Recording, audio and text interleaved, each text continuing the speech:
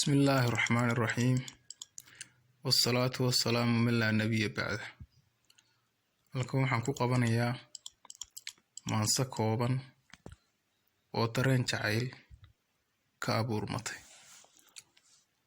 maansadan kooban waxa ay ku bilaabmaysaa: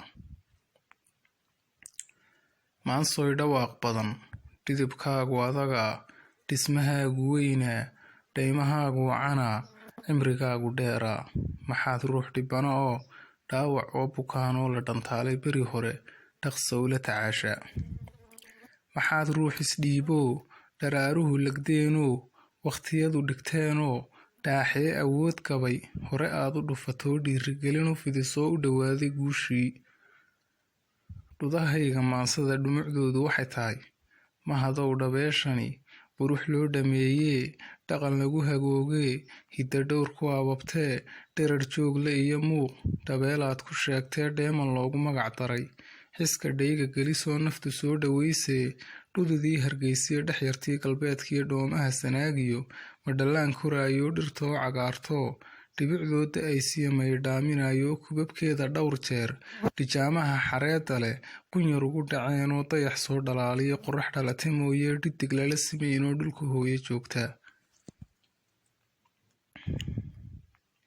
mise waa mid dhooftoo beled kale ku dhaqanoo baariis dhex joogtoo dhex yartaa ka ugubow, iyadoon dharkeediyo iska dhigin hugeedii, hiddihiina dhaawicin, dhoolaha caddaysoo ka gadaalna dhowr minid sawir lagu dhagsiiyo borofaylka dhigataa dhakafaarka keentoo waxaad dhowrasaa jira.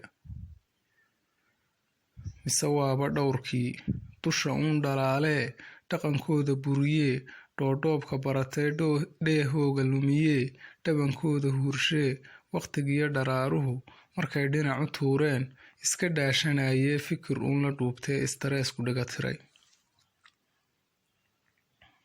mise waaba dhalanteed riyo aan dhabhaynoo saqda dhexe habeenkii kugu soo dhacaysoo dheeligii aad mudatiyo xubbi kaa dhex guuxaad isku dhaafinaysaa ujeedkaagu dheeraa.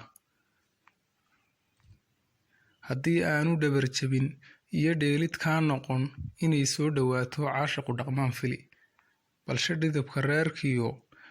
dhidibka reerkiyo hawsha aan dhammaynoo anigiyo dhigaygiyo hal abuurka dhiirani dhacdada iyo caashaqa dhexba aan ka noqonee, adigoon dhankeedaa sirta aan ka dhiibayn yeelka oo wixii dhacay xoog nooga dharagsii.